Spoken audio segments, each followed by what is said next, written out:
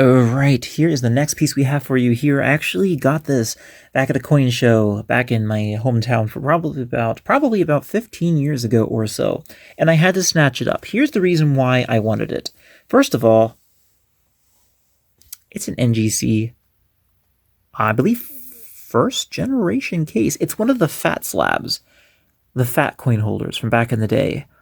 I think this is from early 90s, even from the 80s, but I know it's one of the older NGC coin slabbed graded cases.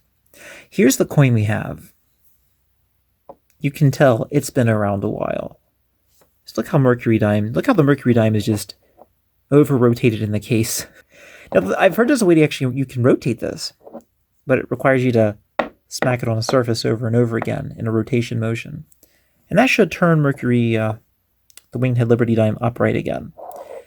But see that there? 1943D MS65 full bands.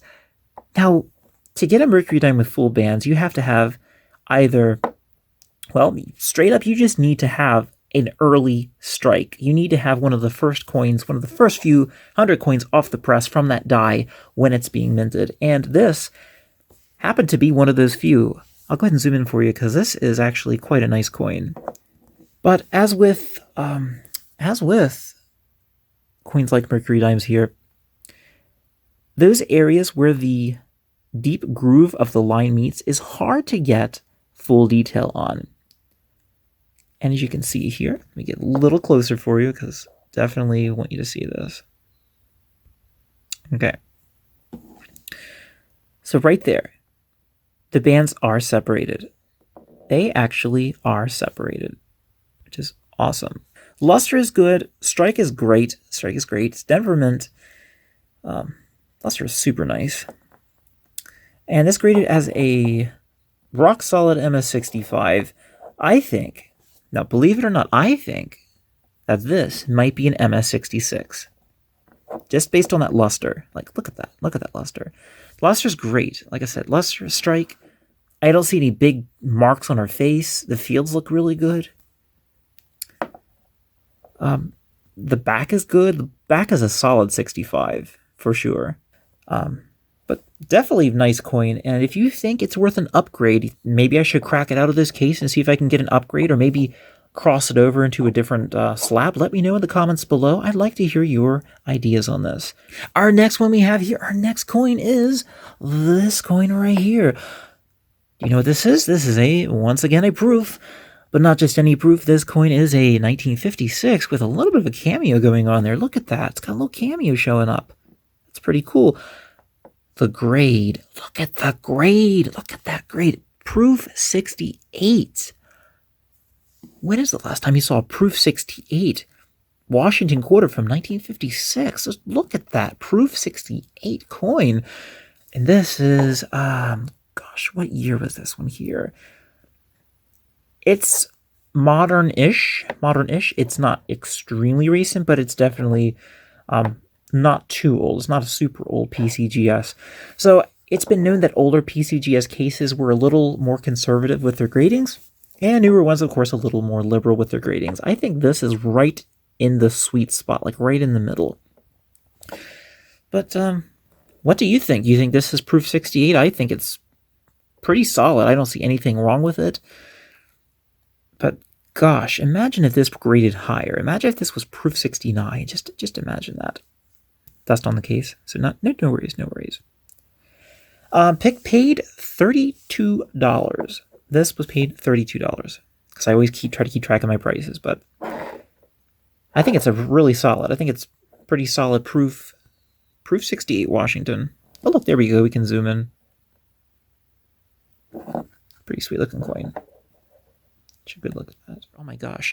The next coin we have for you here is one of my personal favorites, of course, because this, everyone is my, as you guessed, you may have even seen it in one of my last videos about how to tone coins, how to tone your silver.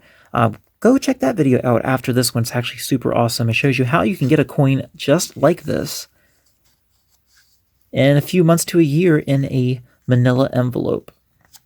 So you can get a coin like this with rainbow toning. Natural, not artificial, real rainbow toning on your silver coin.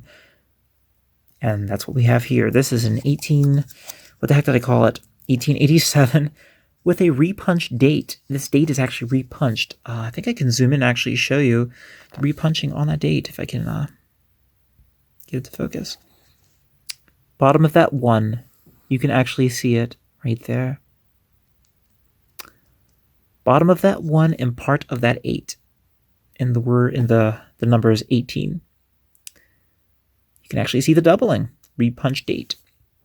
It's one of those coins that it's kind of like, are there enough of these out here that you can judge this, the repunch date, and get a price out of it? Because the last time I checked, I haven't seen any 1887 repunch dates. But I feel just the strike and the rainbow toning and the luster alone will be enough to give this some kind of a premium. But there you go. One of my favorites from my collection. Speaking of toned coins, this is my absolute favorite toned coin out of my entire collection. This one here it even beats out the Morgan dollar I showed you.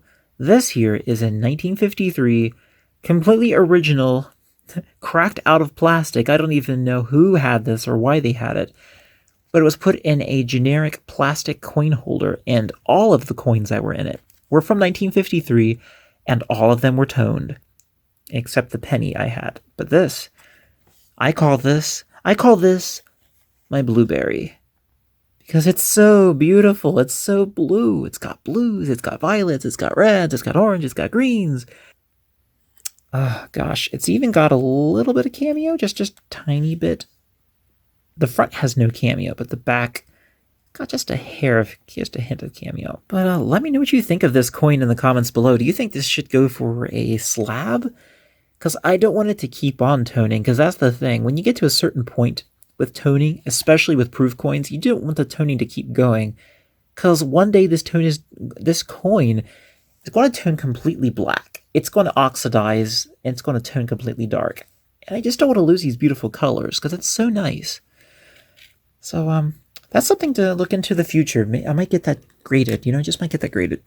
So I showed you the 1887, I showed you the 1953. Did I show you my most favorite singular coin from my set? My absolute most favorite singular coin? I didn't think so.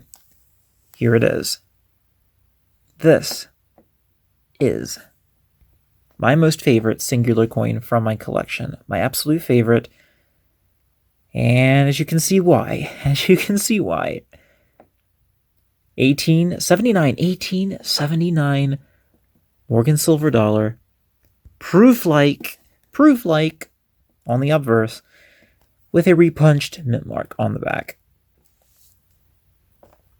Love this coin. I think I purchased this coin in, was 2003, 2004. It's been a while, but I just love it. The strike is excellent. It's just, the fields are relatively clean, pretty clean fields. The only thing that's keeping it from being a super high grade is the obverse because of Liberty's cheek.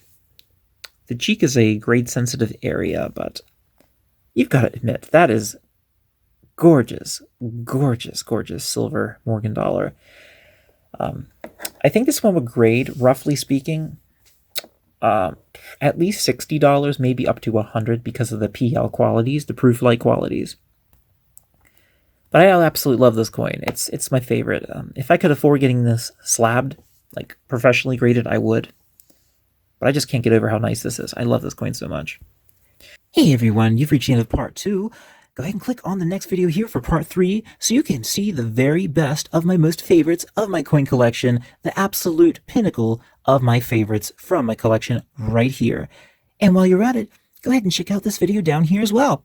This one here is going to show you how you can make your coins more valuable through toning. Shows all the processes right down here, and super awesome video. Go ahead and check out that one as well. And I will see everyone in the next video. And thanks for watching. Till then, bye for now.